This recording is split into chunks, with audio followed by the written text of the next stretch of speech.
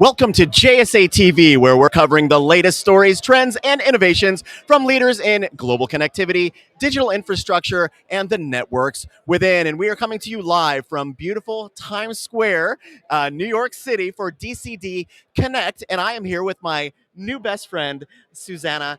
Kass. And Susanna, we know and we love you very much, and you're a contributor to our Greener Data book. But right now, I'd like to talk a little bit about absolute zero. For our viewers that don't already know, why don't you tell us a little bit about absolute zero? Thank you so much, Dean. Mhm. Really glad to be here. Very exciting here. You can actually feel the vibes. Absolute zero is the most ambitious target that we have set for the data center sector.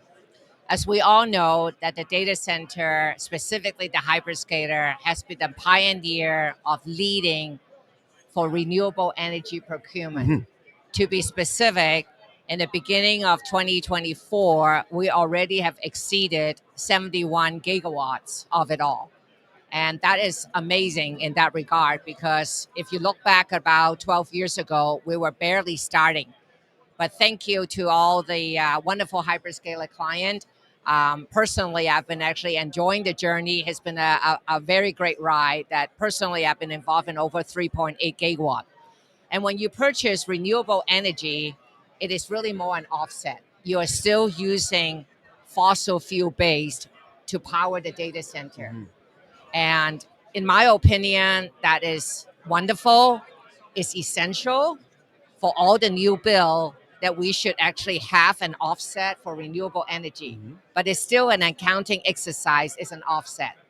So more importantly, I felt like we need to achieve higher ambition because we can do better. Uh, Hence, absolute zero concept comes into play, and I am very delighted to be covering that as a chapter author for the Greener Data Center Volume 2 that will be coming up very, very soon by JSA. So thank you for organizing that. So what basically absolute zero is the following. So instead of having net zero for the data center, which we're basically still using fossil fuel, certain percentage of it, and be able to offset the entire life cycle of our energy consumption at the end of the year with renewable energy project.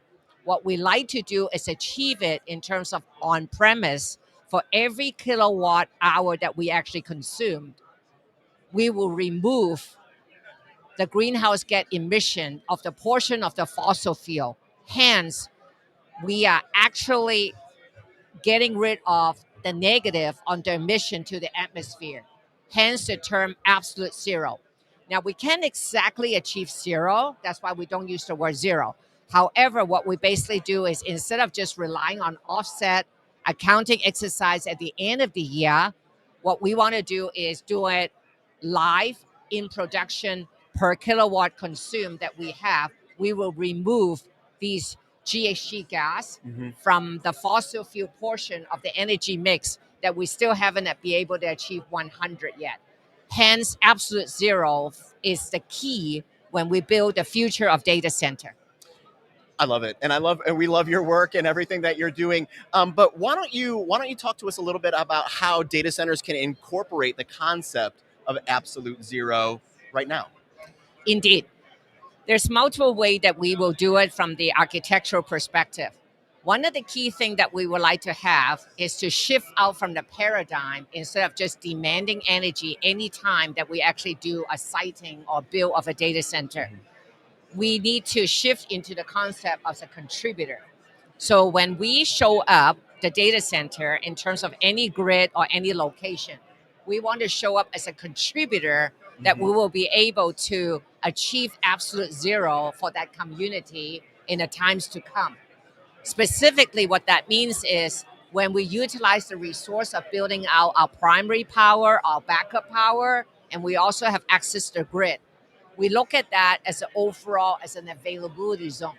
Mhm. So we look at that holistically, even though we're not the owner of all each of the boundary, but we all cooperate and interact by signals and transparency. So similar to what Google have done, and I have tremendous respect for the work they have done, we do hour by hour monitoring in terms of that. And throughout the years, Google has achieved amazing results. Mhm. It starts with just having the monitoring in place, and now in most of the data centers, achieving near 40% hour by hour time match in terms of that level of granularity. And by doing so, Dean, we are genuinely demonstrating and exemplifying the concept of absolute zero and getting closer and closer to the target that we have. Susanna, this isn't lip service anymore. This is real progress. Indeed, it's actual deployment Yeah. driven.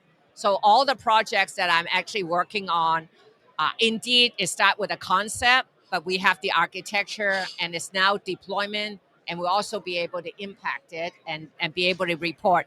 But we're still learning. This is why we need you as the audience in terms of continue to interact with us and collaborate with us, because there's got to be certain things that ideas that you will have that will help us to contribute to the future of data centers. So I have no doubt you will have volume 3 and 4 coming up with new participants. You heard it. We need you to help us with this. So, Susanna, real in closing, a bit of advice. What advice would you give a data center operator who is just getting for practical purposes into this sustainability game and understand the importance of it? What's the first bit of advice that you would give to them?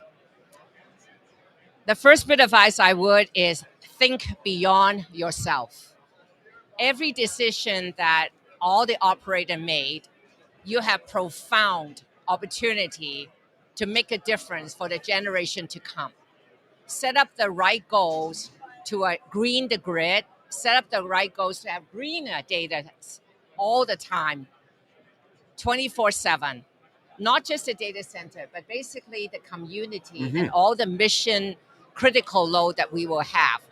By actually having that paradigm set up and the concept set up, then the rest of the work is easier to implement, because then we can do the architecture, we can work on the location strategy, we can all come together to talk about how we actually can bring the clean energy, not so much from an offset, but have it delivered to the data Yeah. center. And net zero is the right direction, but be able to master it, do it well, scale it properly, and then look around and say, hey, who else can I help? Who else can I learn? Who else can I collaborate?